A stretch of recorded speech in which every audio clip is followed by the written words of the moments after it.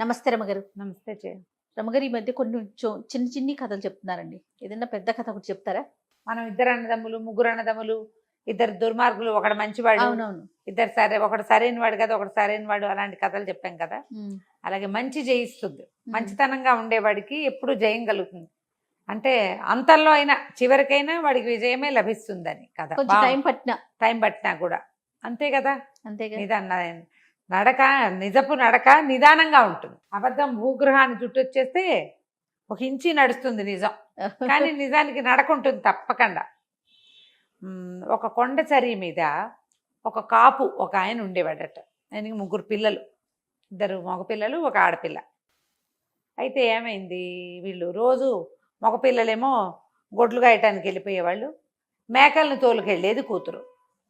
వీళ్ళు కొంచెం కొండ సరికి కింద ఉంటే కొండ కొమ్ము మీదకి మేకల్ని తోలుకుపోయేది పాప. దానికి ఒక 14-15 ఏళ్ళు ఉంటాయి. పిల్ల చక్కగా అందంగా ఉండేది. కొండల మీద ఉండే పిల్లలు ఆరోగ్యంగా ఉంటారు. ఒకనాడు అది మేకలు తోలుకుంటూ పైకి వెళ్ళింది. అయితే వీళ్ళు కింద ఉండి కాస్త అప్పుడప్పుడు పిల్ల ఎక్కడుందని గమనించుకుంటారు. గమనించి మేకలు కనపడతాయి, లీలగా పిల్ల లంగా జాకెట్టు కనపడుతూ ఉంటాయి. ఒక వెండి మబ్బు ఒకటి ఇట్లా పొగమంచులాగా కొండ మీదకి జారిందని, ఆ జారి ఈ పిల్ల మీదకి వచ్చిందని, తర్వాత పిల్ల కనపడలేదని తెలుసుకున్నారు వాళ్ళు. ఇంకా ఆ చుట్టుపక్కల ఇళ్ళు కొన్ని ఉన్నాయి, వాళ్ళంతా కూడా చూసారు. వెండి మబ్బు ఒకటి రావటము, మబ్బు అప్పుడప్పుడు ఆకాశపు కొండ కొమ్ములకి మబ్బులు మీదకి వస్తాయి కదా, ఆ మబ్బుతో పాటు పిల్ల కూడా మాయమైంది. మేకలు దిగొచ్చేసాయి. సాయంత్రం ఎంత వెతికినా పిల్ల కనపడలా. సంవత్సరం గడిచింది. అయితే ఈ కొడుకులు ఇద్దరిలో పెద్దవాడు, నాన్న అమ్మాయి కనపడక ఏడాది అయింది, ఇంకా నేను పిల్లని వెతకడానికి వెళ్ళడానికి నిశ్చయించుకున్నా, నేను వెళ్తాను అని చెప్పాడు. చెప్పేసరికల్లా పెద్ద నాన్న అన్నాడు, వెళ్ళడం మంచిదే నాయన, నాన్న వెళ్ళమంటావా అని నన్ను అడగకుండా నువ్వే నిర్ణయించుకోవడం బాగుండలేదు. నువ్వు నిర్ణయం తీసుకుని నువ్వు డెసిషన్ చెప్తున్నావు. నువ్వేం చేయాలి, అడగాలి తండ్రిని అనేసరికల్లా వీడేమన్నాడు, అడిగేదేమిటి, ఏడాది ఆగాం, నువ్వు ఎంతటి నువ్వు చెప్పలేదు, నా అంతటి నేను డిసైడ్ చేసుకున్నాను, నేను వెళ్తాను అంతేనన్నాడు. అయితే తల్లిని, అమ్మ నాకు రొట్టె కాల్చివు, నేను వెళ్తానన్నాడు. దుప్పుల వనం అని ఒక వనం ఉందట అక్కడ. ఆ దుప్పుల వనంలో మాయమంత్రాల వాళ్ళు ఎవరో ఉన్నారని, అక్కడికి వెళ్తే పిల్ల దొరుకుతుందని మాట్లాడుకున్నాడు చుట్టుపక్కల వాళ్ళతో.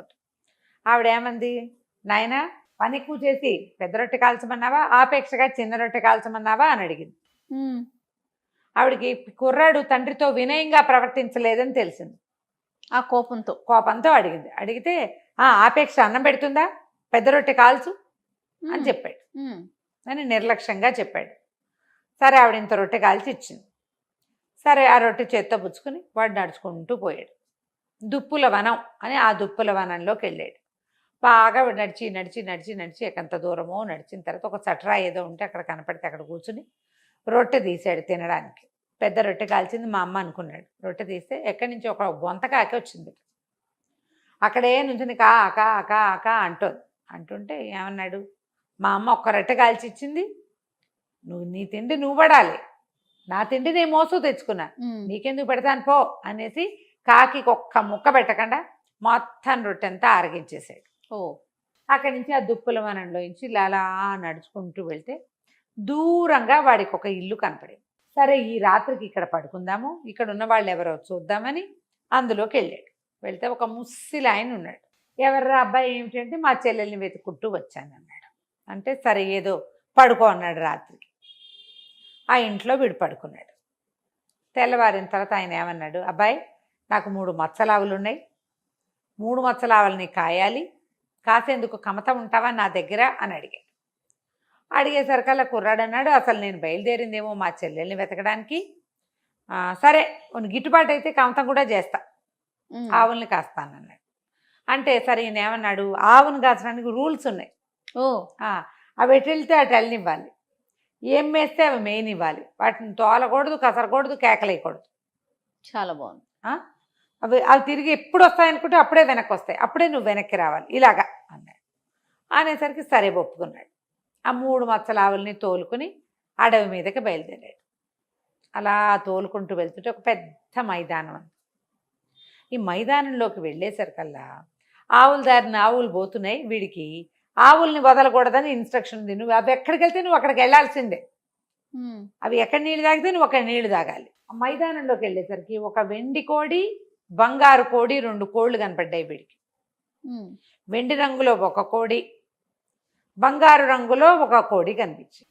అవి ఎగురుతుంటే వీడికి పిచ్చి సరదా వచ్చేసింది. ఆవులను వదిలేసేసి ఈ కోళ్ల వెనకాల పడ్డాడు. ఎంత దూరమో పరిగెత్తాడు, కోళ్ళు అందలేదు కోళ్ళు. వదిలేశాడు. మళ్ళీ ఆవుల దగ్గరికి వెళ్ళాడు. అవి ఆ మైదానం దాటి ఇంకో ఎక్కడికో వెళ్తున్నాయి. వాటి వెనకాల పడిపోయాడు. అక్కడి నుంచి ఓ వెండి కర్ర, ఓ బంగారు కర్ర గాల్లో తేలుతూ కనపడ్డాయి వాడికి. మెరిసిపోతుంటే వస్తువుల మీద ఆసక్తి ఉంటుందిగా. ఈ ఆవుల వెనకాల లేడిక్కవాడు. ఆవులను వదిలేసి ఈ కర్రలు ఎగిరిపోతున్న ఆ కర్రల వెనకాల పడ్డాడు. వీడు పట్టుకోగానే అవి మాయమైపోయింది. అయ్యో. మళ్ళీ ఆవులు ఎక్కడున్నాయో చూసాడు. ఆ వాటి ఎటో పోతున్నాయి. వాటి వెనకాల పడి పరిగెత్తాడు. ఇంకా డౌన్లోకి వెళ్తే అక్కడ ఎన్ని పళ్ళ తోటలు ఉన్నాయో, ఎన్ని పళ్ళో, చెట్ల నిండా పళ్ళే. వీడు ఆవులను వదిలిపెట్టేశాడు. వీడు లెక్క ఏమిటి, ఆవుల తోటి ఉండాలి. వీడికి పట్టించుకోలే, ఎక్కడికక్కడ వదిలేస్తున్నాడు. పరిగెత్తుకుంటూ వెళ్ళి మరి ఆ చెట్లు ఎక్కేశాడు. పొట్ట పట్టినన్ని పళ్ళు ఆత్రంగా తిన్నాడు. ఎన్ని పళ్ళు తిన్నాడో. బట్టల నిండా పళ్ళ మరకలు, మూతి నిండా పళ్ళ మరకలు. చీకటి పడింది. ఆవులు మళ్ళీ రావడం మొదలుపెట్టినాయి.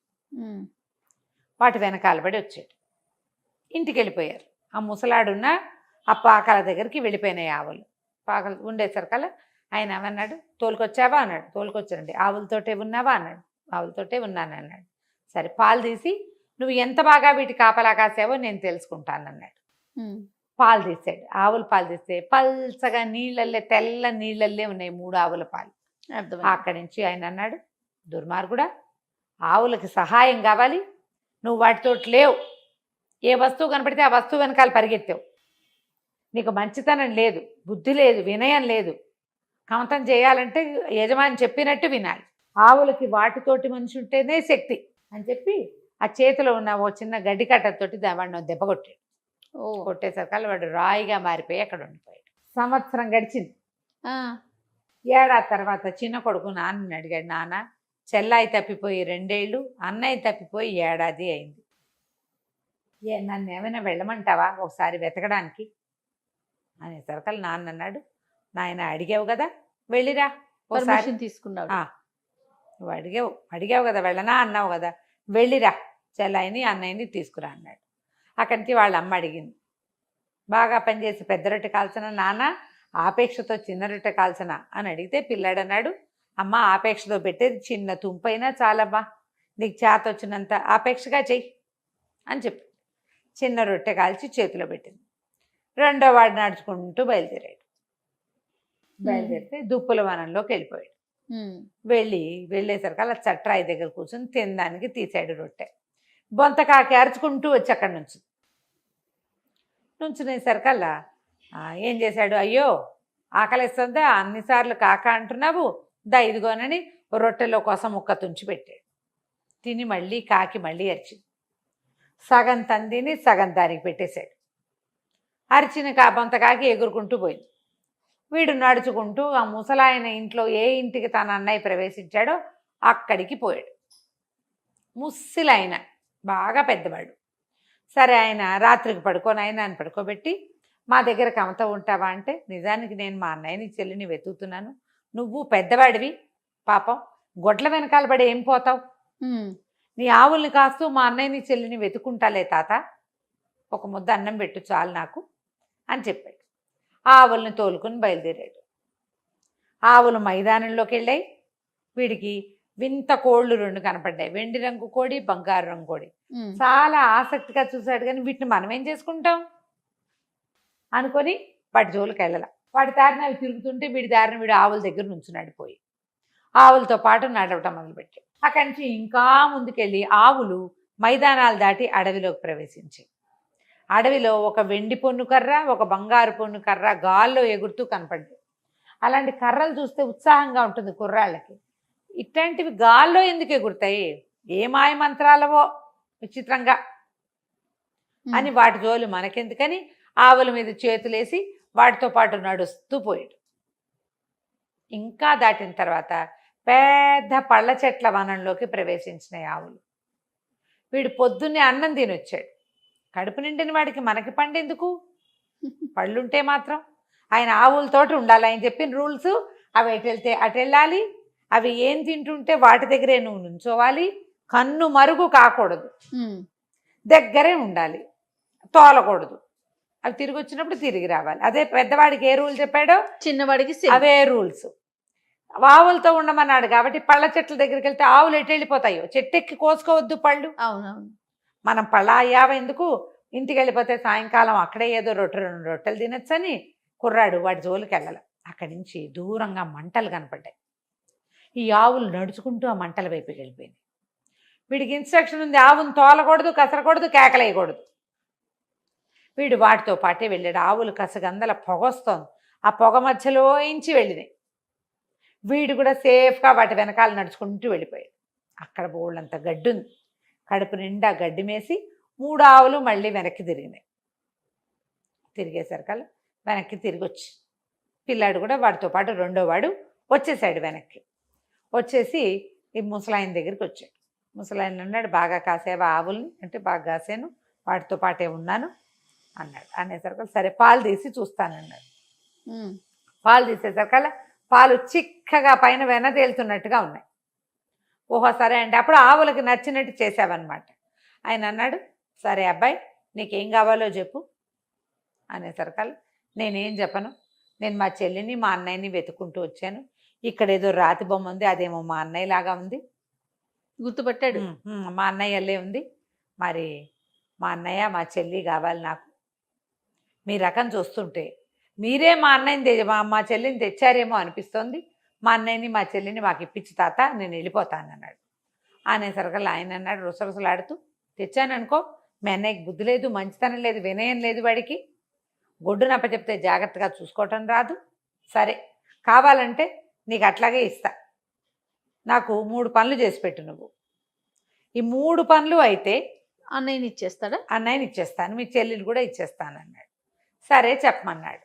ముసలివాడు 3 కోరికలు చెప్పాడు. ఏం చెప్పాడు, ఈ కొండ అవతల అడవిలో, కొండ మీద కూడా వెళ్తుంది, ఒక అడవి దుప్పి ఉంది. దాని బ్రహ్మాండమైన కొమ్ములు, ఆడదుప్పి, అది కాళ్ళు చువ్వల్లా ఉంటాయి, మహావేగంతో పరిగెడుతుంది. ఆ దుప్పిని పట్టుకొచ్చి తెచ్చిపెట్టు నాకు, అది కావాలి. తర్వాత అవతల వైపు ఉన్న సరస్సులో ఒక ఆకుపచ్చ రంగు మెడ ఉన్న బాతు ఉంటుంది, అడవి బాతు. అతను సరస్సు చుట్టుపక్కలే ఉంటుంది, ఆ బాతును పట్టుకురా. తర్వాత కొండల మధ్యలో కోనేరు ఒకటి ఉంది, ఆ కోనేట్లో ఎర్ర రంగు మొప్పలు, ఆకుపచ్చ రంగు తోక, పసుపచ్చ మెడ కింద పసుపు తార ఉన్న ఒక అద్భుతమైన చేప ఉంది. ఆ చేపను తెచ్చిపెట్టి, జల చేప. ఈ 3 పట్టుకురా. మీ తమ్ముడు మీ చెల్లిని మీ అన్నయ్యని ఇచ్చేస్తానన్నాడు. వీడు ఎట్టా తెస్తాడు? సరే కుర్రాడు బయలుదేరుతానన్నాడు. అక్కడి నుంచి అడవిలోకి బయలుదేరాడు. బయలుదేరితే దూరంగా వాడికి ఆ దుప్పి కనపడింది. ఆడదుప్పి ఎత్తుగా ఉంది, దాని కాళ్ళు నిజంగా చాలా బలంగా ఉన్నాయి. ఇక పరిగెత్తింది, వీడు దాని వెనకాల పడ్డాడు. పడి పడి పడి ఏమనుకున్నాడు, ఒక జాగిలం గనక ఉంటే దీన్ని పట్టేస్తాను నేను అనుకున్నాడు. సడన్గా ఎక్కడి నుంచి వచ్చిందో పెద్ద కుక్క వచ్చింది. అక్కడి నుంచి కుక్క వీడు కలిసి దాన్ని కాసేసి ఆ దుప్పిని కట్టేశారు. ఆ దుప్పిని భుజాన్ని వేసుకున్నాడు, అడవిలో గుర్తుగా ఓ చోట పెట్టాడు. అక్కడి నుంచి ఇప్పుడు సరస్సు దగ్గరికి బయలుదేరాడు. బయలుదేరేసరికి అలా సరస్సు దగ్గరికి వెళ్ళేసరికి వాడు రోజులు పడతాయి ఈ పనులన్నిటికీ. ఈ పైన బాతు ఎగురుతోంది, ఆకుపచ్చ రంగు మెడ ఉన్న బాతు ఎగురుతుండేసరికల్లా బొంతకాకి మొట్టమొదట వీడు రొట్టె పెట్టాడు కదా, ఆ కాకి పైనుంచి ఎగురుతూ తనే ఒక్క పోటు పొడిచింది ఆ బాతుని. పొడిచేసరికల్లా బాతు కేరమంటూ కింద పడిపోయింది. టక్కిని పట్టేశాడు దాన్ని. మెడ పట్టుకున్నాక ఇంకా బాత ఎక్కడికి వెళ్ళలేదు. ముందొచ్చిన కుక్కని కూడా ఈ కాకే పంపించింది వాడికి సహాయం కోసం. వాడి వెనకాలే తిరుగుతోంది అది. అక్కడి నుంచి ఏమైంది, జలచేప కోసం వీడు కోనేట్లోకి వెళ్ళాడు. కోనేట్లోకి వెళ్ళేసరికల్లా ఒక అడవి పిల్లి నీళ్ళల్లోకి దూకి ఆ చేపను లాక్కొచ్చి వీడి చేతికి అప్పచెప్పింది. అవన్నీ ఎందుకు వచ్చినాయి, బొంతకాకి వల్ల వచ్చినాయి. అది అడవిలో ఉంటుంది కదా, అక్కడి నుంచి ఈ పిల్లిని, ఈ బాతుని, అది చేపని, బాతుని, ఆ దుప్పిని భుజాన్ని వేసుకుని ఈ కుర్రాడు నడుచుకుంటూ పోయి ఆ ముసలాయనకి అప్పచెప్పాడు. చెప్పేసరికి ఆయన మాయ మంత్రాల వాడికి తెలుసు ఏం జరిగిందో. ఈ 3 స్వాధీనపరుచుకుని లోపల పెట్టుకుని ఏం చేశాడు, ఈ రాత్రిలోగా ఉన్నాడు కదా అన్నయ్య, ఆ అన్నయ్యనేమో మనిషిని చేశాడు. లోపల మబ్బు లాంటి ఒక పదార్థంలో దాచిపెట్టిన పిల్లని కూడా బయటికి తీసుకొచ్చాడు. ఇదిగో మీ చెల్లి, సేవ చేయించుకునేందుకు తెచ్చుకున్నాను వెనకాల పిల్ల మేకలు కాస్తుంది రోజు అని. నువ్వు మంచితనంతో మర్యాదతోటి ఈ పనులన్నీ చేసావు, మీ అన్నయ్యకి కూడా అది నేర్పించు, హాయిగా ఉండని అన్నయ్యని చెల్లిని తమ్ముడికి అప్పచెప్పాడు. వీళ్ళిద్దరిని వెంట పెట్టుకుని ఈ కుర్రాడు నడుచుకుంటూ ఇంటికి తీసుకుపోయాడు. ఆ బొంతకాకి ఎప్పుడైనా ఓసారి వీడి కొద్దీ స్నేహం కొద్దీ వాళ్ళ ఇంటికి వెళ్ళి కనపడుతూ ఉండేది. ఆ తర్వాత ఎప్పుడూ వాళ్ళు కొండ కొమ్ములు ఎక్కల, ఆ కొమ్ము ఎక్కకుండా కిందనే తిరుగుతూ పనిచేసుకుని హాయిగా ఉన్నారు. కథ కంచికి మనం ఇంటికి. సూపర్.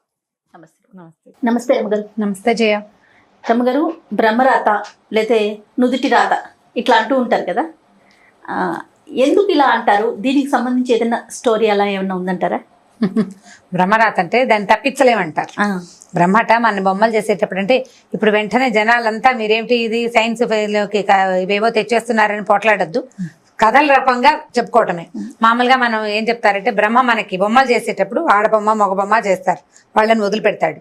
ఇక్కడున్న ఆడబొమ్మకి ఎక్కడో ఒక మగబొమ్మతోటి కనెక్షన్ అంటే భార్యాభర్తలు అయ్యేందుకు కనెక్ట్ చేస్తాడని చెప్పుకుంటాం. ఈ బొమ్మను చేసేటప్పుడట నుదుటి మీద 3 లైన్లలో రాస్తాడట.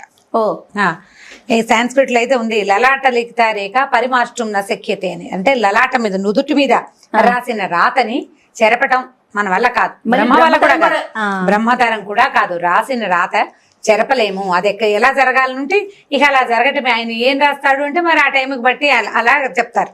అయితే ఇది నిజమా కాదా అని ఇప్పుడు పురాణాలు ఆ పురాణం ఈ పురాణం తిరగేస్తే చాలా పురాణాల్లో ఇదే చెప్పబడే ఉంటుంది. మనం దాన్ని నమ్ముతాం అంతే. ఈ నమ్మకం మీద ఆధారపడి ఉంటుంది.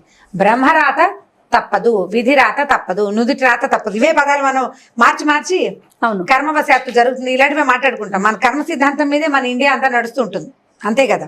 అయితే దీని మీద మంచి మంచి సరదా కథలు ఉన్నాయి జయ. ఇది పెద్ద మ్యాటర్, నిజానికి ఎంత సీరియస్ ఇష్యూ. అవును, దీని మీద కూడా మనం సరదాగా కథలు చెప్పుకోవచ్చు. అయితే ఒక కథ చెప్తాను చూడండి. ఒక రాజుగారికి ఒక కూతురు ఉంది. రాజుగారి కూతురు భార్య భర్త రాజు రాణి ఇద్దరు ఉన్నారు. వాళ్ళకి లేక లేక పుట్టింది ఈ కూతురు. ఆ పిల్ల పేరు సుశీలట.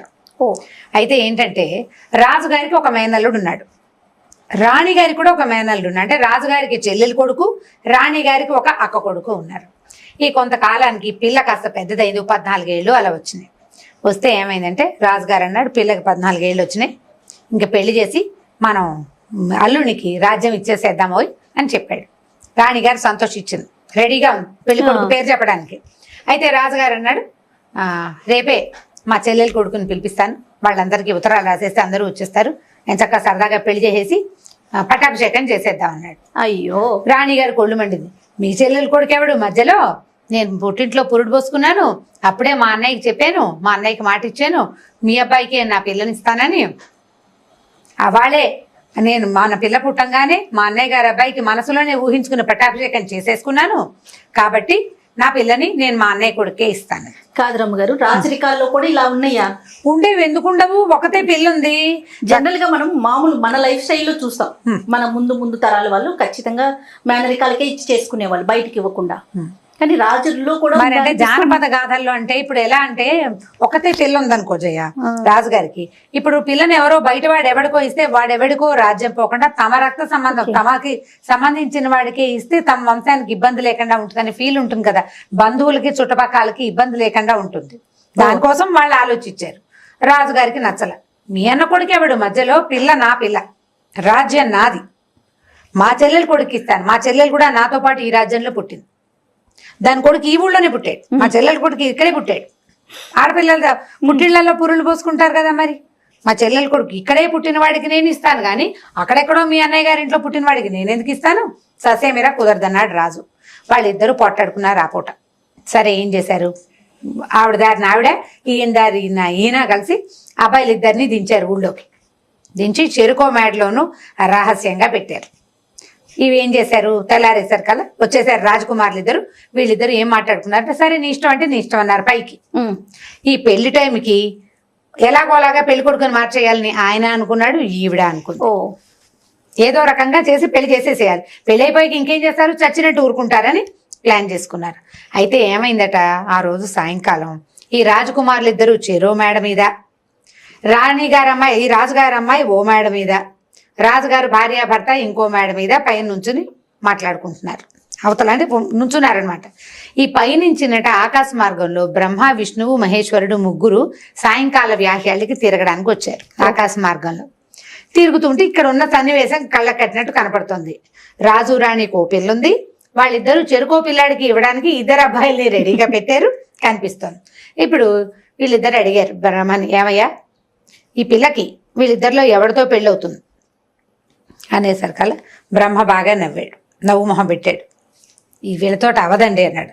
అదేమిటి, ఎందుకు అవ్వదు, ఇద్దరు అబ్బాయిలు ఉన్నారు, అయితే వాడితో అవ్వాలి లేకపోతే వీడితో అవ్వాలి అంటే, కాదండి వీళ్ళిద్దరూ కాదు, ఈ పిల్లకి ఒక కుంటివాడితో పెళ్ళి అవుతుందండి అన్నాడు బ్రహ్మగారు. అనేసరికల్లా శివుడికి విష్ణుమూర్తికి కోపం వచ్చింటారు.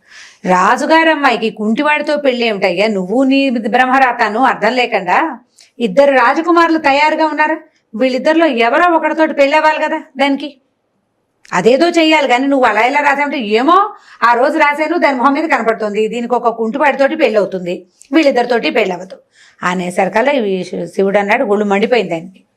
ఏం రాత, పిచ్చి రాత, నువ్వు నీ సంగతి చెప్తానండని ఏం చెప్పాడు విష్ణుమూర్తికి, ఏమయ్యా నువ్వు వచ్చి నాతో పాటు నంది మీద కూర్చో, నీ గరుడ వాహనంతో మనకు పనుంది అని చెప్పాడు.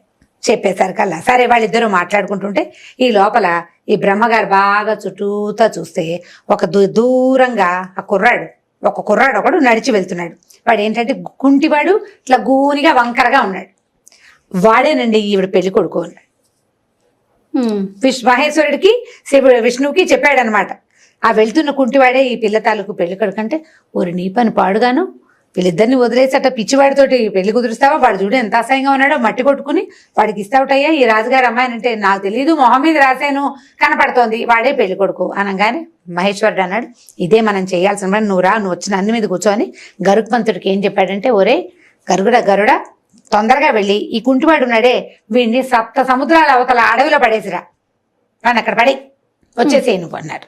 అనగానే గరుత్మంతుడు ఏం చేశాడు, విష్ణుమూర్తి దిగ్గానే గరుత్మంతుడు రయ్యమని పరిగెత్తుకుంటూ వెళ్ళి 2 కాళ్లతోటి ఈ కుంటివాడిని పట్టుకుని తీసుకెళ్లి 7 సముద్రాల అవతల ఉన్న ఒక చిట్టడవిలో పడేసేసాడు.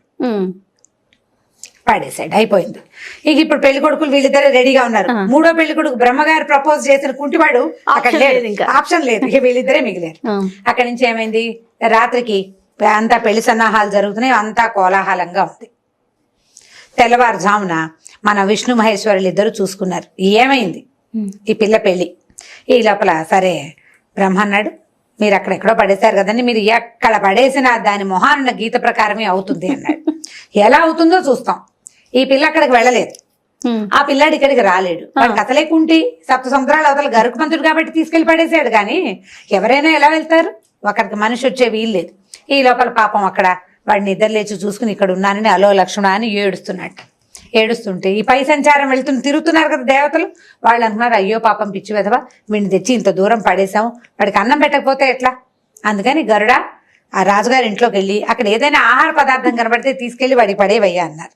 సరే గరుత్మంతుడు ఏం చేశాడు, ఆ రాజుగారి అంతఃపురంలోకి వెళ్ళాడు. అక్కడ ఇంతంత గూన కావిళ్ళు ఉన్నాయి. కావిళ్ళు అంటే ఇప్పుడు మనం పెళ్లిళ్ళకి కావిళ్ళు ఇస్తాం కదా, పెద్ద పెద్ద భుజాలు వేసుకుంటారు, అటో బుట్ట ఇటో బుట్ట పెట్టి కావిళ్ళు పెడతారు.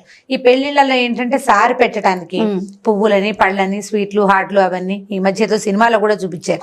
పాత రోజుల్లో ఉండేవి. గూన కావిడ ఏదో కనపడంగానే వీడేం చేశాడు, ఈ కావిడ ఎత్తుకెళ్ళి వీడు అనకూడదు పాపం గరుత్మంతుడు, ఈ కావిడిని ఎత్తుకుని తీసుకెళ్లి ఆ కుర్రాడు ఎదురుగుండా పడేసాడు. పడేసేసరికి ఆ కుర్రాడు అందులోంచి కొంచెం పిండి వంటల వాసన వస్తున్నాయి. ఏదో పిండి వంట వాసన వస్తుంది, ఈ కావిడిలో ఏముందో చూద్దామని ఆ కావిడ మూత తీసాడు, ఆ బుట్టని మూత తీసాడు. బుట్టలో నుంచి ఓ పిల్ల బయటకు వచ్చి టక్మని వాడి మెళ్ళ ఓ దండేసింది. అక్కడి నుంచి కింద నుంచి అది కూర్చుంది, దేని మీద కూర్చుని దాంట్లో నుంచి ఎత్తి తలంబరాలు ఎత్తి వాడి నెత్తి మీద పోసింది. పోసేసరికి వాడు నిర్గంతపోయాడు, అమ్మాయి ఎవరు నువ్వు, నేనేదో ఆహారం కోసం తీసాను, ఏమిటి నా మెళ్ళలో దండేసావు, ఇదంతా ఏమిటంటే, నేను ఫలానా రాజుగారి అమ్మాయిని, అయితే మా అమ్మ నాన్న నా పెళ్ళి ఎవరితో చేయాలని పోట్లాడుకున్నారు, ఆ మేనబావ ఈ మేనబావ ఇద్దరు తయారుగా ఉన్నారు, మా నాన్న మేనత్త కొడుకుతో పెళ్లి చేస్తాడేమోనని మా అమ్మ నీ కావిట్లో కూర్చోబెట్టింది, కావిడిని మా మేనమావ గారింటికి మేనమావ కొడుకు దగ్గరికి పంపిస్తాను, దిగ్గానే బావ మెళ్ళ దండేసేసి తలంబరాలు పోసేయండి, ఎదురుగుండా ఉన్నవాడే పెళ్లి కొడుకు అని చెప్పింది మా అమ్మ.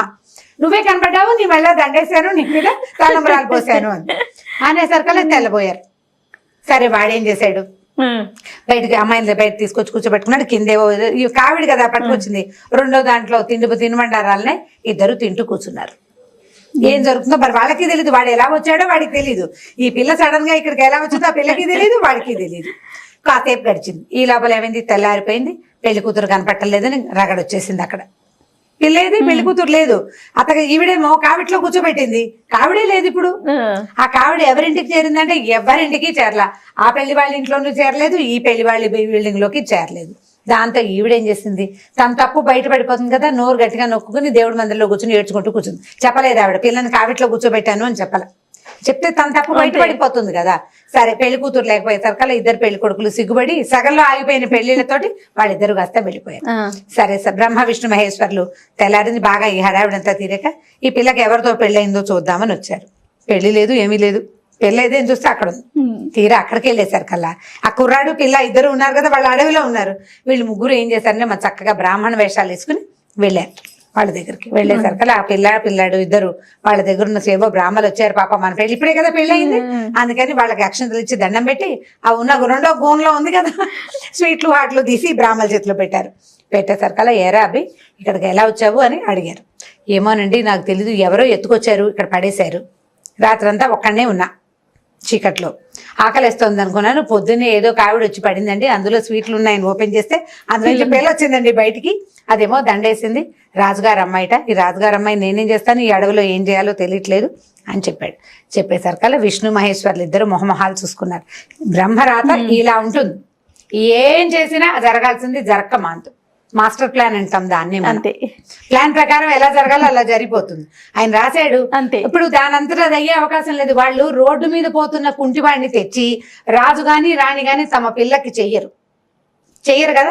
వీళ్ళే పనిమాల ఈ దేవుళ్లే తీసుకెళ్లి వాడిని చోట పడేసి వాడి ఆహారం కోసం ఓ బుట్టను పంపించి ఆ బుట్టలో ఈ పిల్ల కూర్చునేలాగా జరిగింది.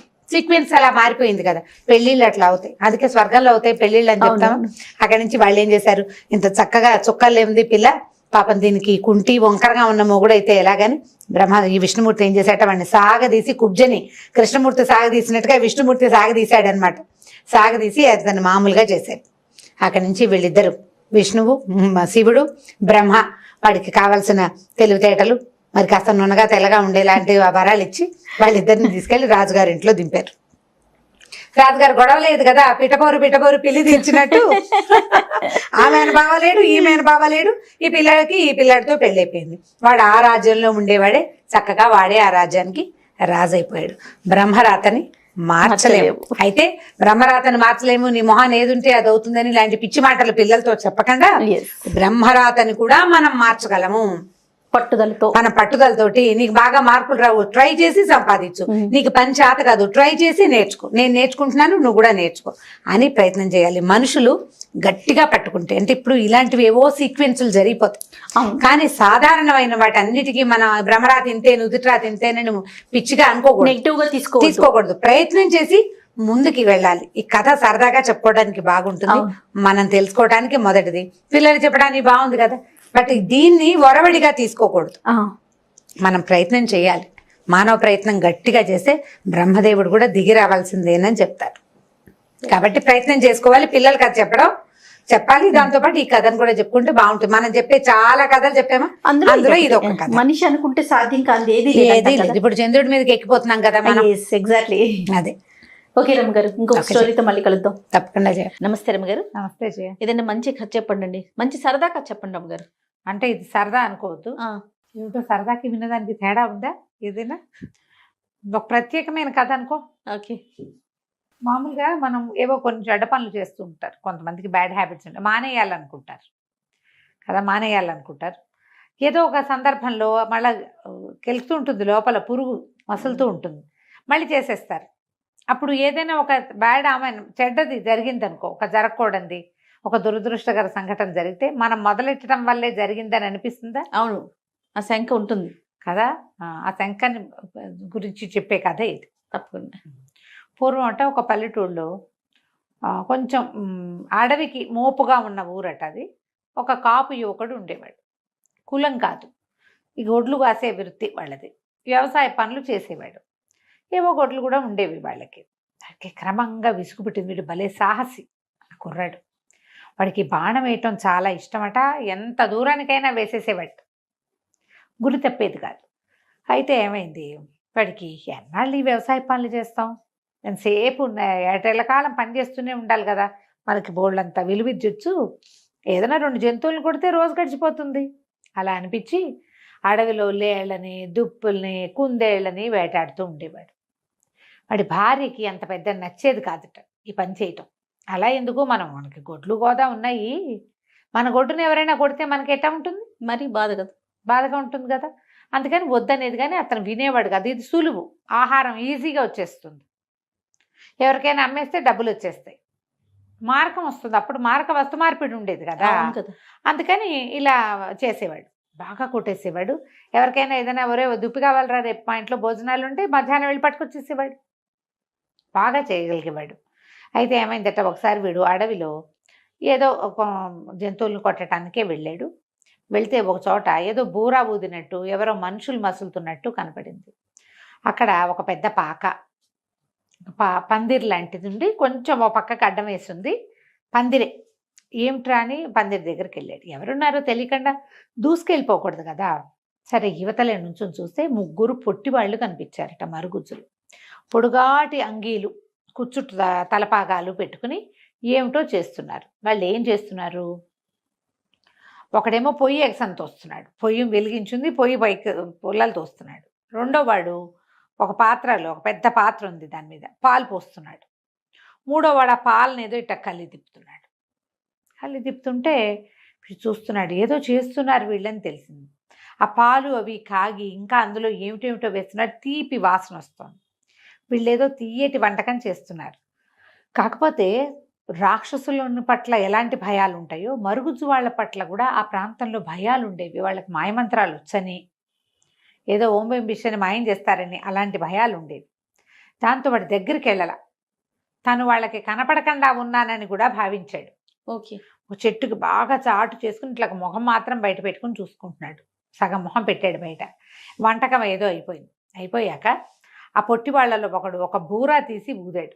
పీ అని ఊదంగానే ఎన్ని పశువులు అన్నట, ఎన్ని గొడ్లో ఆవులు గేదెలు అన్నీ వచ్చేసి వాకిట్లో నుంచింది. ఆ బూరా వల్ల వచ్చినాయని తెలిసింది.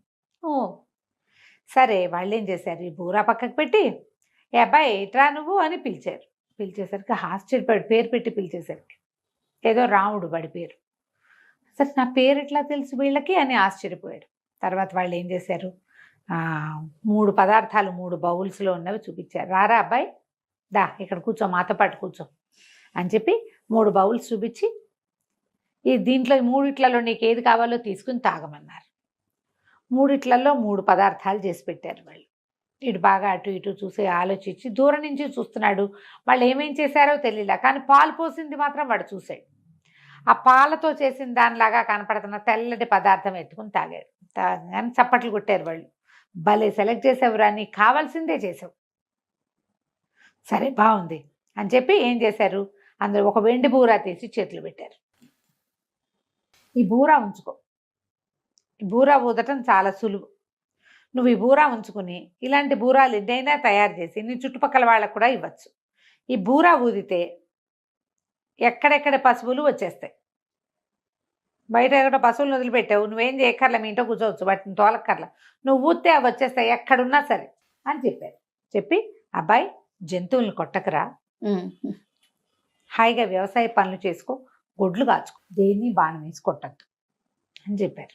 చెప్పాక వీడు కాస్త అటు ఇటు చూసరికి మొత్తం టింగమని ఆ పాకతో సహా మాయమైపోయింది. అన్నీ మాయమైపోయినాయి. వాళ్ళు పెట్టిన 3 బౌల్స్, వండిన పాత్ర, ఆ పొయ్యి, ఈ 3 పొట్టివాళ్ళు, పందిరి అన్నీ పోయి వాళ్ళు ఇచ్చిన వెండి బూరా మాత్రం అక్కడే ఉంది. ఓ స్వచ్ఛమైన వెండితో చేసినట్టు కనపడుతోంది. తను ఆశ్చర్యపోయాడు. ఆ బూరా ఊదేసరికల్లా బోలెడన్న ఆవులు ఎక్కడి నుంచి వచ్చాయో ఇతను వెనకాల రావటం మొదలుపెట్టాయి. ఇంటికి తీసుకొచ్చుకున్నాడు. భార్యకి చెప్పాడు, ఇట్లా పొట్టి వాళ్ళు కనపడ్డారని, వాళ్ళు ఇట్లా బూరా ఇచ్చారు, బూరా ఊస్తే మన పశువులు మన దగ్గరకు వచ్చేస్తాయి, ఎక్కడైనా తప్పిపోయిన పశువు ఉన్నా వచ్చేస్తుంది అనేసరికి భార్య చాలా సంతోషించింది. చూడు ఎంత మంచిదో, వాళ్ళు చక్కగా చెప్పారు కాబట్టి వాళ్ళ బోధ వల్ల నువ్వు మానేసావు, ముందు నుంచి నువ్వు నాకు కొట్టడం ఇష్టం లేదు అని చెప్పి సంతోషంగా ఉన్నారు. కొద్ది రోజులు అలా గడిచి వీడికి అప్పుడప్పుడు చేతులకు వచ్చి దురద పుట్టేవి, బాణం వేసేసేయాలని. ఆలోచించి ఒకరోజు ఏం చేశాడు, భార్య చూడకుండా ఆవుల్ని అడవికి తోలుకెళ్ళి ఒక విల్లంబులు పట్టుకెళ్ళి ఒక పైన ఎక్కడో కొండ మీద కనపడినటువంటి ఒక లేడీని కొట్టాడు. మామూలుగా ఏం చేసేవాడు, ఇంటికి వచ్చేటప్పుడు వాకిట్లో ఉండగానే ఆవులు వచ్చేవి అతని వెనకాల పీ అని బూరా ఊదేవాడు. వీడు వచ్చినట్టు తెలిసి భార్య రోజు ఎదురొచ్చేది సరదాకి. అదే. మామూలుగా బండి శబ్దం కాగానే మా భార్యలు బయటకు వచ్చి చూస్తారు కదా, అట్లా. అయితే వీడు బూరా నోరు పగిలిపోయింది, వీడికి నోరంతా నెప్పెట్టింది. ఎన్నిసార్లు ఊదినా ఎంతసేపు ఊదినా అమ్మాయి రాలే బయటికి. ఆశ్చర్యపడి ఏమైపోయింది భార్య అంటే, ఇల్లుగానే ఉంది, పెళ్ళం లేదు ఇంట్లో, ఆవులు ఉన్నాయి, బూరా బుత్తి ఆవులు వస్తున్నాయి, భార్య మాత్రం రావట్లా. ఇక ఎంత వెతికినా ఆ భార్య అతనికి దొరకలా. ఏం చెయ్యాలో తెలియలే. అయితే ఏమైంది, కొద్ది రోజులు గడిచే దీనంగా ఉన్నాడు, ఇంట్లో ఏదో అన్నం వండుకుంటున్నాడు. ఈ ఆవులు గివులు ఉన్నాయి కదా, మరి వ్యవసాయం చేసుకుంటున్నాడు. ఆవులను తోలుకెళ్ళేవాడు, తీసుకొచ్చేవాడు. ఒక దిగాలుగా అయిపోయాడు భార్య లేకపోయేసరికి. కొద్ది రోజులు గడిచేసరికల్లా ఇతని తాలూకు స్నేహితుడు ఒకడు ఎక్కడో ఒక చోట ఎదురుపడ్డాడు. అన్న మొన్న భలే ఘటన జరిగిందన్న, ఫలానా రోజు ఏం జరిగిందంటే, నేను ఆవులు తోలుకొస్తున్నాను, మరి కొండ మీద ఒక లేడీ కనపడిందన్న. ఎంత అందంగా ఉందో, ఇంత కళ్ళు, భలే బాగుంది. దూరం నుంచి ఎవడో వేటగాడు ఆ లేడీని కొట్టాడన్నా, నేను చూస్తుండగానే లేడీ మాయమైపోయిందన్నా అని చెప్పాడు. చెప్పేసరికల్లా వీడికి ఏమనిపించింది, అది ఏ రోజు జరిగింది, తను లేడీని కొట్టిన రోజు. వీడు చూసింది ఆ లేడే, ఓకే అనుకో, ఆ కొట్టింది తనే. లేడీ అక్కడ పడిపోయి ఉండాలి కదా, మరి తనైతే వెళ్ళల, వీడు వెళ్ళి లేడీని తెచ్చుకోలే. వీడు మాయమైపోయిందని చెప్తున్నాడు. తన భార్య మాయం అవ్వడానికి అదే కారణం అని అర్థమైంది. అతనికి కనెక్ట్ చేసుకున్నాడు. అట్లా దిగాలుగా ఉండేవాడు, ఏం చేయాలో తెలిసేది కాదు. అయితే ఏమైంది, మళ్ళీ ఒకరోజు ఇట్లా రోజు అడవికి వెళ్ళి వచ్చేవాడు. వారు ఎక్కడైనా కనపడుతుందేమో అని వెతికేవాడు, ఆ పొట్టివాళ్ళు కనపడతారేమోనని వెతుక్కుంటూ ఉండేవాడు. ఒకనాడు మళ్ళీ ఆ ముగ్గురు పొట్టివాళ్ళు అతనికి పాయసం చేస్తూ కనపడ్డారు. దగ్గరికి వెళ్ళేసరికి మాయమైపోయారు. తెగ ఏడ్చట్ట, నేను పొరపాటు చేశాను, ఏం చేయాలో తెలియట్లేదు నాకు అని ఏడిస్తే, ఆ రోజు రాత్రి అతని కల్లో ఆ ముగ్గురు పొట్టివాళ్ళు కనిపించారు. ఓకే. కనిపించి, నీకు బూరా ఇచ్చాం, ఎన్ని పశువులనైనా పిలుచుకోవచ్చు, మీకు ఆవుల్ని మీ ఇంట్లో ఉంచుకొని నువ్వు మళ్ళీ కొండ మీదకి వెళ్ళి ఊదేవంటే ఇంకా కొన్ని ఆవులు నీ దగ్గరకు వచ్చాయి. ఎంత సంపద, మరి ఎంత పాజిటివ్ సంపద. నువ్వు లేడీని కొట్టడం వల్లే నీ భార్య మాయమైపోయింది. నువ్వు బుద్ధిగా ఉన్నావా, ఏడాది తిరిగేసరికి నీ భార్య నీ ఇంటికి వచ్చేస్తుంది. మళ్ళీ బాణం తీయకూడదు, అప్పుడు నీ భార్య నీ ఇంటికి వస్తుంది. దుఃఖించుకో, నువ్వు చేసిన తప్పుకు పరిహారం ఉండాలిగా. ఆ పరిహారం కోసమే సంవత్సరం పాటు భార్యా వియోగం. నువ్వు కొట్టావు ఒక లేడీని, అది ఒక పెద్ద మొగలేడికి భార్య, వాడు పోగొట్టుకున్నాడు కదా, వాడు మళ్ళీ జతకట్టేదాకా నీ భార్య నీకు రాదు. బాగుంది అనేసరికి ఆ దుఃఖం మానుకొని అప్పటి నుంచి అలా నిదానంగా ఉంటా మొదలెట్టాడు. మర్నాడు లేచి తన విల్లు అంబులు ఉన్నాయి కదా, అవన్నీ వెదురు కర్రలతోటే కదా చేసుకునే వాళ్ళు, పల్లెటూరు వాళ్ళు. అవి రెండు విరిచి పొయ్యిలో పెట్టాడు. ఇంకెప్పుడు నేను విల్లంబులు ముట్టుకొని నా భార్య నా దగ్గరకు వస్తే చాలండి. సంవత్సరం తిరిగాక ఆ అమ్మాయి కొండ మీద నుంచి నడిచొచ్చింది. ఆ అమ్మాయికి అది ఒక రోజు అని తెలీదు, ఒక సంవత్సరం అని తెలీదు, ఒక రోజు అనుకుంటోంది. ఏడాది పాటు తను ఎక్కడో ఉన్నానని తెలియదు. ఆ పూటే చూశాను భర్తను అనుకుంటుంది. పొద్దున వెళ్ళాడు, సాయంత్రం వచ్చాడు, అంతే. కథ కంచికి మనం ఇంటికి. బాగుంది రమ్మగారు. నమస్తే. నమస్తే రమ్మగారు. నమస్తే జయ. ఏదైనా మంచి స్టోరీ చెప్పండి రమ్మగారు. సాధారణంగా మనం చదువుకున్న వాళ్ళు, జ్ఞానం కలిగి ఉన్న వాళ్ళ ప్రత్యేకతే వేరుగా చెప్పుకుంటాం. Knowledgeable people. నాలెడ్జ్ ఎక్కడి నుంచి వచ్చేస్తుంది, సహజంగానే కొంచెం ఐక్యూ ఉన్నవాళ్ళు ఉంటారు, చురుగ్గా, తెలివిగా, యాక్టివ్గా ఉంటే చదువు వాళ్ళకి వాళ్ళ ఐక్యూని బాగా పెంపొందిస్తుంది. అప్పుడు వాళ్ళకి రకరకాల విషయాలు తెలుసుకునే అవకాశం లభిస్తుంది. ఒట్టి ఐక్యూ ఉన్నవాడు కొన్ని చోట్ల రాణిస్తాడు, కానీ వాడికి చదువుతోటి ఆ ఐక్యూని పదును పెడితే వాళ్ళు ఇంకా అద్భుతంగా రాణిస్తారు. దాన్ని ప్రూవ్ చేసే ఒక కథ. పిల్లలకి, నువ్వు తెలివిగల పిల్లలు, నువ్వు తెలివైన వాడివి, చదువుకుంటే ఇంకా రాణింపుకొస్తావని చెప్పాలి.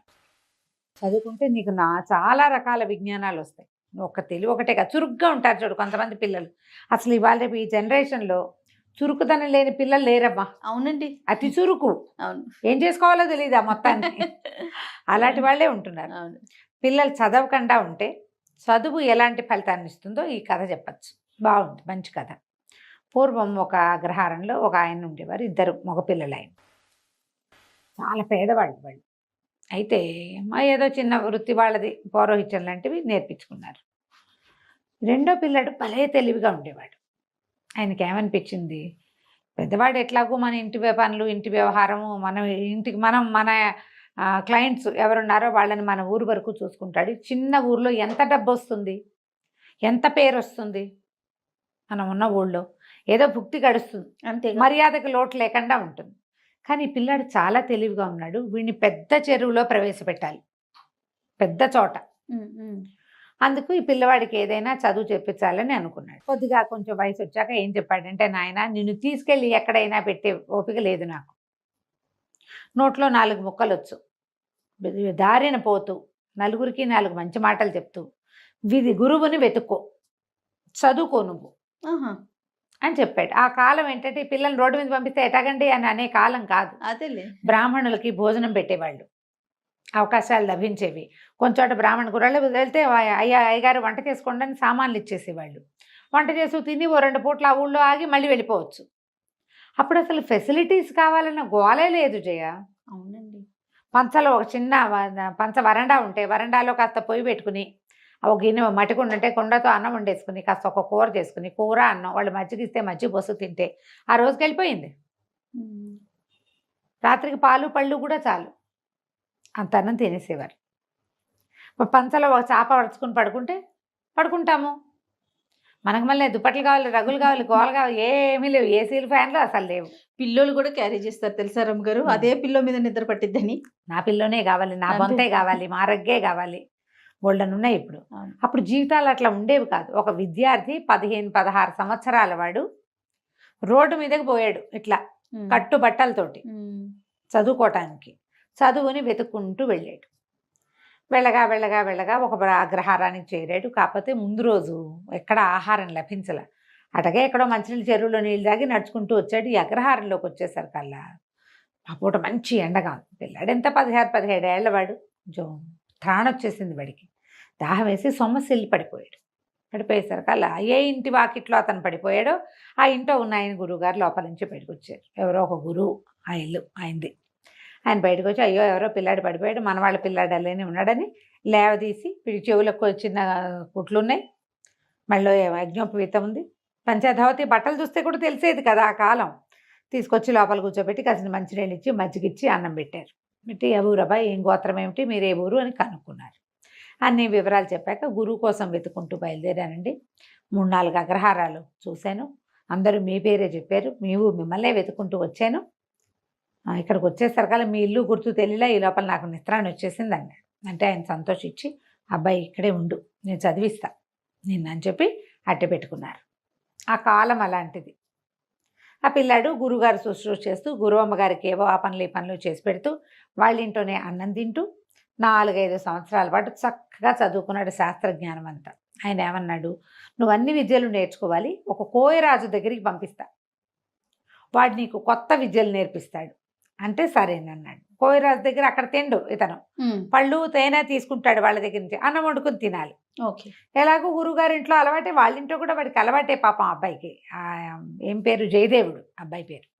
అక్కడి నుంచి ఆ కోయరాజు దగ్గరికి వెళ్తే కోయరాజు బాణాలు వేయటం, కత్తులు తిప్పటంతో పాటుగా దొంగతనం చేయటం, చోర విద్య, దాంట్లో మెలకువలు కూడా నేర్పించాడు. అతని దగ్గర ఉన్న విద్యలు నేర్పమన్నారు. నేర్చుకున్నాక సరే స్వగ్రామానికి బయలుదేరాడు. అవన్నీ ఎక్కడో ఊళ్ళు వెళ్తుంటే సరే ఒక ఊర్లో ఆగాడు. ఆగి ఒక బ్రాహ్మణ గృహస్థింట్లో మంచినీళ్ళు భోజనం కోసం అడగడానికి పోయేసరికల్లా ఆవిడ ఏమైనా మంచినీళ్ళు మజ్జిగ ఇచ్చి, ఎక్కడి నుంచి నాయన, ఏ ఊరు ఏమిటి అంటే, చిన్నప్పుడే బయటకు వచ్చానండి, అక్కడ చదువుకున్నాను హరిశర్మ గారి దగ్గర, తర్వాత ఏమో ఇట్లా కోయరాజు దగ్గర రకరకాల విద్యలు నేర్చుకున్నాను, ఇక నేను రాజోద్యోగం చేయగలిగే సత్తా వచ్చింది, ఎక్కడైనా ఉద్యోగం దొరికితే చూసుకుంటా, ముందు మా వాళ్ళని చూద్దామని బయలుదేరానంటే, ఏమిటో నీ విద్యలన్నీ వింటుంటే వింతగా ఉంది, ఇప్పుడు మా ఇంటికి ఎవరు వచ్చారో చెప్పు, చాలా చదువుకున్నావు కదా, ఊహించు, మా ఇంట్లో ఏం జరిగింది, మా ఇంటికి ఇంతకుముందు ఎవరో వచ్చారు, ఎవరొచ్చారో నువ్వు ఊహించి చెప్పగలవా? మా వాకిట్లో ఏం జరిగిందో ఆలోచించి ఐక్యూ తోటి, మనం ఒక సినిమాలో చూసాం, వాడు ఊహించి చెప్పేస్తాడు అవును బ్యాంక్ రాబరీ జరుగుతోందని. అవునండి. ఇలాంటి కథలే దానికి ఆధారం. ఓకే. ఏ అబ్బాయి ఏం చెప్పాడంటే, బయటకు వాకిట్లోకి వెళ్ళొచ్చాడు, లోపలికి వచ్చాడు. ఈ ఇంటికి ఎవరో నలుగురు వచ్చారు. బహుశా రాజోద్యోగులు అయి ఉండొచ్చు, సైనికులు అయ్యి ఉండొచ్చు. తర్వాత ఈ రోడ్డు మీద ఒకడు నడిచి వెళ్ళాడు. వాడి నెత్తి మీద ఒక బొగ్గల బస్తా ఉంది. ఏం బస్తా? బొగ్గల బస్తా ఉంటే ఆయన ఆశ్చర్యపోయాడు. ఊరిని భలే కనిపెట్టాబోయ్, నిజంగానే మా ఇంటికి సైనికులు వచ్చారు. నలుగురు సైనికులు వచ్చారు. దేవాలయం దగ్గర ఒక మణి పోయింది. ఆ మణిని వెతుక్కుంటూ వచ్చారు. ఒక్కొక్క ఇంట్లోనూ వాళ్ళు వాకప్ చేసుకుంటూ వెళ్తున్నారు. నువ్వు భలే కనిపెట్టావు, అసలు ఆ మణి ఎట్టా పోయిందో, ఎవరి దగ్గర ఉందో నువ్వు కనిపెట్టగలవేమో, ప్రయత్నం చేయి. రాజుగారి దగ్గర నీకు ఉద్యోగం వేయించే పూచి నాది. చక్కగా మీ నాన్నని తాన్నయ్యని కూడా ఈ ఊరే తెచ్చుకోవచ్చు. ఈ ఊళ్ళో బ్రాహ్మణికానికి ఏం కొదవలేదు. మీ నాన్న అన్నయ్య వాళ్ళ పని వాళ్ళు చేసుకుంటారు, నీతోటే ఉంటారు హాయిగా. కనిపెట్టు, మణి ఎక్కడ పోయింది, ఎలా పోయింది, ఎవరు తీసుకొచ్చారు, ఎవరు తీసుకున్నారంటే సరేనన్నాడు. ఈ అబ్బాయి వెళ్ళి దిగి అక్కడి నుంచి వెళ్ళిపోయాడు. వాళ్ళ ఇంటి నుంచి బయటకు వచ్చేసాడు. ముందు దేవాలయం దాకా నడిచి వెళ్ళాడు. దేవాలయం దగ్గర నుంచి నడుచుకుంటూ వచ్చాడు. ఏ గృహస్థ అయితే ఇతనికి మంచినీళ్ళు ఇచ్చి ఉద్యోగం ఇప్పిస్తానన్నాడో వాళ్ళ ఇల్లు దాటి ఇంకా 9-10 ఇళ్ల తర్వాత ఒక కంసాలి ఇల్లు, కంసాలి ఇంటి దాకా వెళ్ళాడు. అక్కడి నుంచి కంసాలి ఇంట్లోకి వెళ్ళాడు. లోపలికి వెళ్ళి బంగారము ఈ రోజుల్లో రేట్ ఎంత ఉంది, ఏదైనా వస్తువు చేయడానికి అతను ఎంత తీసుకుంటాడు, ఇవన్నీ మాట్లాడుకున్నాడు. కాసేపు మాట్లాడుకున్నాక మళ్ళీ బ్రాహ్మణుడి ఇంటికి వచ్చేసాడు. వస్తువు దొరికేస్తుందండి, నా భోజనం పెట్టించండి, నేను రాజోద్యోగులను తీసుకెళ్తాను అన్నాడు. ఆయన ఆశ్చర్యపోయాడు. భోజనం పెట్టారు. భోజనం వేళైనప్పుడు తినాలి కదా మరి. అన్నం తినేశాక మీరు రాజోద్యోగులను పిలిపించండి, సైనికుల్ని, దొంగ దొరికాడు మనకు అన్నాడు. అనేసరికి సరే, 4 సైనికుల్ని గుడి దగ్గర ఉన్న వాళ్ళని కేకేసుకురమ్మని కుర్రాన్ని పంపించాడు. ఆయన పాలేరెళ్ళి సైనికుల్ని పిలిచాడు. మా అయ్యగారు ఏదో చెప్తామని రమ్మన్నారంటే 4 సైనికులు వచ్చారు. వస్తే వాళ్ళు మాట్లాడుకున్నారు. జయదేవుడు అన్నాడు, దీని తర్వాత 9 ఏళ్ళ తర్వాత కంసాలి వెళ్ళింది కదా, కంసాలేనండి దొంగ అన్నాడు. ఈ రాజోద్యోగులు వీళ్ళు సైనికులు అన్నారు, అటగాదు బాబు, అందరి ఇల్లు సోదా చేసాం, ఇప్పుడు నువ్వున్న ఇల్లు సోదా చేసినట్టే కంసాలి ఇల్లు కూడా సోదా చేశాము, వాళ్ళ ఇంట్లో ఎక్కడా కనపడలేదు, అన్ని పెట్లు గిట్లు అన్నీ చూసాం అనేసరికి నాతో పదండి నేను చూపిస్తా అన్నాడు. ఈ బ్రాహ్మణాయన ఏ ఇల్లు అయితే ఆశ్రయం ఇచ్చారు ఇంట్లో వాళ్ళు కూడా బయలుదేరారు. సరే అందరూ కలిసి లోపలికి వెళ్ళారు. అతను అన్నాడు, అదేంటండి మా ఇల్లు సోదా చేశారు కదా, నేను అటువంటి వాడిని కాను, అలాంటి వాడిని కాను నేను అనేసరికి ఇతను అన్నాడు, ఈ కంసాళ్ళు వీళ్ళ పద్ధతి ఏంటంటే పెట్టెల్లో బేడల్లో బంగారాన్ని కానీ వస్తువులు కానీ దాచరు, వీళ్ళు దొరికేస్తాయని. ఇప్పుడు కంసాల ఇంట్లో ఎప్పుడు బంగారం ఉంటుంది, దొంగలు పడరు. వాళ్ళు ఏం చేస్తారంటే చిన్న చిన్న గోడకి కంతల్లో పెట్టి మూస్తారు. కొత్తగా అలిగిన గోడ ఎక్కడుందో వెతకండి ముందన్నాడు. మట్టి గోడ అది. ఇప్పుడు రోజు అలకరు కదా, కొన్ని చోట్ల ఇట్లా ప్యాచ్లు కనపడతాయి. ఆ ప్యాచ్ ఉన్న చోట తడి ముట్టుకుని చూసి ఇదిగో తడిగా ఉంది ఇక్కడే అంటే అక్కడ తవ్వేసరికి దాన్ని ఇట్లా కొట్టేసరికి మణి బయటపడింది. వాళ్ళు ఆశ్చర్యపోయారు, ఈ బ్రాహ్మణ ఆయన ఆశ్చర్యపోయాడు, ఆ గృహస్థు కూడా. మణి తీసుకున్నారు, కంసాలని పట్టేశాక బయటకు వచ్చాక ఆయన అడిగాడు, ఎట కనిపెట్టావయ్యా అని. దాందేముందండి, దేవాలయం దగ్గర మణిపోయింది. దేవాలయం దగ్గర ఎక్కడ మణిపోయిందని మీ వాళ్ళు చెప్తున్నారు, మణి మిస్ అయిందని. అక్కడ ఒక చిటికెడు బొగ్గుపొడి రాలి ఉంది. ఆ తర్వాత దారంతా బొగ్గుపొడి రాలింది. ప్రతి చోట వాడు బ్యాగులోంచి రాలుతూ ఉందంటే ఆ దారిని వెళ్తున్నాడు. తర్వాత ఎక్కడైతే బొగ్గుపొడి రాలి ఉందో అక్కడ అడుగులు నిదానంగా వేసినట్టు, మధ్యలో ఒక అడుగు వెనక్కి వేసినట్టు కనపడుతుంది. తన్నెవరినైనా వెంబడిస్తున్నారేమోనని వెనక్కి తిరుగు చూశాడు ఆ బొగ్గులు బస్తా పట్టుకున్నవాడు. నేను కంసాల వాళ్ళ ఇంట్లోకి వెళ్ళినప్పుడు వాళ్ళ వాకిట్లోకి, ఇప్పుడు రోడ్డు మీద కాకుండా వాళ్ళ వాకిట్లో కూడా బొగ్గుపడి వెళ్ళింది. వాళ్ళ ఇల్లంతా పరిశీలిస్తే ఒక మూల బొగ్గుల బస్తా కనపడింది. ఖచ్చితంగా అతను తెచ్చి ఉండాలి. అతను ఏం చేశాడు, మణి ఎక్కడ దొరికింది, దొరకగానే మణి చేత్తో పుచ్చుకొచ్చినా జేబులో వేసుకొచ్చినా అంతది తెలిసిపోతుంది. అందుకని ఏం చేశాడు, ఒక బొగ్గుల బస్తా కొనుక్కొచ్చుకొని అక్కడ పెట్టి బొగ్గుల బస్తాలో దాన్ని వేసేసాడు. బొగ్గుల బస్తా మోసుకుంటూ వచ్చాడు. వచ్చిన తర్వాత అడుగడుక్కి ప్రతి 10 అడుగులకి ఓసారి వెనక్కి తిరిగి చూసుకుంటున్నాడు. వెనక్కి తిరిగి చూడాలంటే ఇటా తిరగలేదు, నెత్తి మీద బస్తా ఉంది కదా, ఒక అడుగు వెనక్కి వేస్తే కదా వెనక్కి తిరగాలట్టు. మనిషి పూర్తిగా సగపడైనా తిరిగితే గానీ కనపడదు అవతల భాగం. అంతేగా. బస్తా ఉన్నవాడు ఎట్టా మనగమల ఎట్టా చూస్తాడు, చూడలేకపోతాడు కదా. అందుకని 11 అడుగులు ముందుకి, 1 అడుగు వెనక్కి కనపడుతున్నాయి. అవి కొంచెం అడుగులు మాసిపోయినాయి, అంటే చాలా సేపు అయిందనమాట. మరి మా ఇంటికి సైనికులు వచ్చారని ఎట్టా కనిపెట్టావయ్యా అంటే, దాందే ఉందండి, సైనికులు కవాతు చేస్తున్నట్టు నడుస్తారు, మనగమల ఎట్ట పడితే ఎట్టా ర్యాండమ్గా నడవరు. అడుక్కి గ్యాప్ కూడా కరెక్ట్గా ఉంటుంది, వాళ్ళకి అలవాటు. 4 రోళ్ళు 8 జతలు, అది కూడా సేమ్ గ్యాపులతోటి. కాబట్టి ఖచ్చితంగా వాళ్ళు సైనికులు అయి ఉంటారని ఊహించాను. వాళ్ళు మీ ఇంట్లోకి వచ్చారు, వాళ్ళ మీ వాకిట్లో మట్టి మీద కూడా సేమ్ అడుగులు ఇవి కనపడుతున్నాయి. వాళ్ళు మీ ఇంట్లోకి వచ్చారు, వచ్చింది రాజ సైనికులు అని తెలిసింది. వీళ్ళకంటే ముందే అతను వెళ్ళిపోయాడు సైనికుల కంటే, ఎందుకంటే అతని అడుగులు మీ వాకిట్లో చెరిగిపోయినాయి, ముందే వెళ్ళి దాచేసుకున్నాడు. కంసాలు కాబట్టి ఖచ్చితంగా బంగారాన్ని పూడ్చినట్టుగానే దీన్ని పూడ్చిపెట్టాడు. ఆ బస్తా ఎక్కడికి వెళ్ళిందో అక్కడే బంగామణి ఉంటుందని నేను ఊహించాను. వాళ్ళ ఇంట్లోకి వెళ్ళినప్పుడు అంతా పరిశీలించి తెలుసుకున్నాను అన్నాడు. ఆయన చాలా ఆశ్చర్యపడి, ఎంత బ్రెయిను, వీడికి ఎంత విజ్ఞానం ఉండాలి, అంతే కదా. ఒట్టి ఐక్యూ ఉంటే సరిపోతుందా? తెలివి ఒకటే కాదు, జ్ఞానం కూడా కావాలి. ఆ జ్ఞానం వీడికి చదువు వల్ల పెరిగింది. ఆయన రాజుగారి దగ్గరికి తను తీసుకెళ్ళాడు జయదేవుడిని. మాకు తెలిసిన వాళ్ళ అబ్బాయి, వీడు చాలా తెలివైన వాడు, హరిశర్మ గారి దగ్గర చదువుకున్నాడు, తనకి రాని విద్య లేదు, మీ దగ్గర మంత్రిగా ఉంచుకోండి అని చెప్పి రాజుగారికి సిఫారసు చేసి జయదేవుడిని మంత్రిని చేశారు. తర్వాత వాళ్ళ అన్నయ్యని వాళ్ళని తెచ్చుకున్నాడు. నిజంగానే ఆ మణి చక్కగా ఎలా పోయిందో అలాగే 3-4 గంటల వ్యవధిలో చక్కగా దొరికేసింది. కథ కంచికి మనం ఇంటికి. చాలా బాగుంది రమ్మగారు. నమస్తే. నమస్తే.